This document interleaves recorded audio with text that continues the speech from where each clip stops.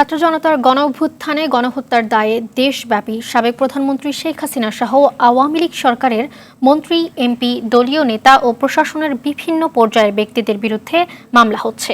এবার শেখ হাসিনার সঙ্গে আসামি করা হয়েছে তার বোন শেখ রেহানা, ছেলে সজীব ওয়াজেদ জয় ও মেয়ে সাইমা ওয়াজেদ পুতুলকেও। 2013 সালে শাপলা চত্বরে হেফাজতের ঘটনায়ও গণহত্যার অভিযোগে মামলা হয়েছে আন্তর্জাতিক অপরাধ ট্রাইব্যুনালে। ট্রাইব্যুনাল পুনর্গঠন হলে শেখ হাসিনা সহ যাদের নামে হত্যা, গণহত্যার অভিযোগ এসেছে তাদের সবার বিরুদ্ধে গ্রেপ্তারি পরোয়ানা জারির আবেদন করবে তদন্ত সংস্থা। খান আলমের রিপোর্টে বিস্তারিত।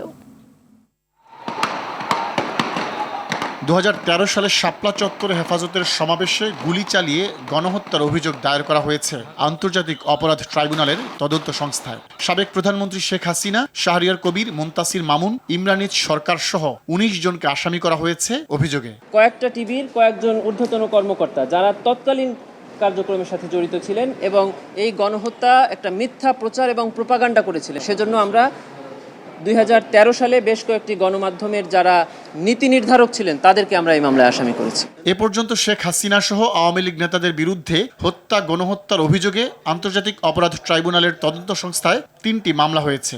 সোমবার মিরপুরের শিক্ষার্থী আলভিকে হত্যার ঘটনায় শেখ হাসিনা, হাসানুল হক ইনু, রাশেদ খান মেনন ও আনোয়ার হোসেন মঞ্জু সহ 27 জনের বিরুদ্ধে অভিযোগ দায়ের করা হয়। দল হিসেবে আওয়ামী লীগ ও এর সহযোগী সংগঠনকেও আসামি করা হয়েছে। তদন্ত সংস্থা জানিয়েছে, ট্রাইব্যুনাল পুনর্গঠন হলে শেখ হাসিনা সহ যাদের নামে হত্যা, গণহত্যার অভিযোগ এসেছে তাদের সবার বিরুদ্ধে গ্রেপ্তারি পরোয়ানা জারির আবেদন করা হবে। তদন্তকারী কর্মকর্তা আমাদের জানিয়েছেন যে ট্রাইব্যুনাল পুনর্গঠন হওয়ার সাথে সাথেই তিনি ট্রাইব্যুনালে এই আসামিদের বিরুদ্ধে গ্রেফতারি পরোয়ানা চাইবেন এবং তাদেরকে গ্রেফতার করার জন্য উদ্যোগ গ্রহণ করবেন। রাজধানীর যাত্রাবাড়িতে গুলি করে ফলের দোকানি মোহাম্মদ ফরিদ শেখকে হত্যার অভিযোগে সাবেক প্রধানমন্ত্রী শেখ হাসিনা, তার বোন শেখ রেহানা, ছেলে সজীব ওয়াজেদ জয় ও মেয়ে সাইমা ওয়াজেদ পুতুল সহ 21 জনের বিরুদ্ধে দায়ের করা মামলা তদন্ত করতে পিবিআইকে নির্দেশ দিয়েছে আদালত।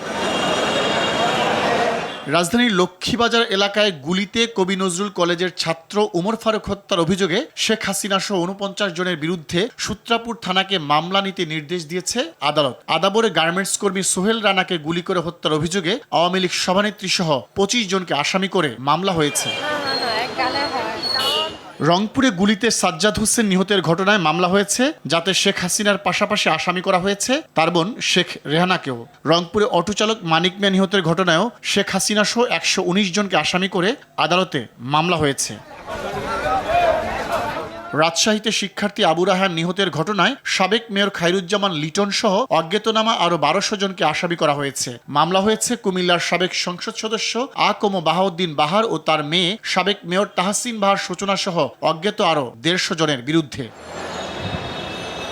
হত্যাচেষ্টা, মারধর ও হুমকির অভিযোগে পুলিশের সাবেক মহাপরিদর্শক চৌধুরী আবদুল্লাহ আল মামুন ও ডিএমপির সাবেক কমিশনার খন্দকার গোলাম ফারুক সহ 15 পুলিশ কর্মকর্তার বিরুদ্ধে মামলা নিতে কোতোয়ালি থানাকে নির্দেশ দিয়েছে ঢাকার সিএমএম আদালত। খান আলামিন, RTV, ঢাকা।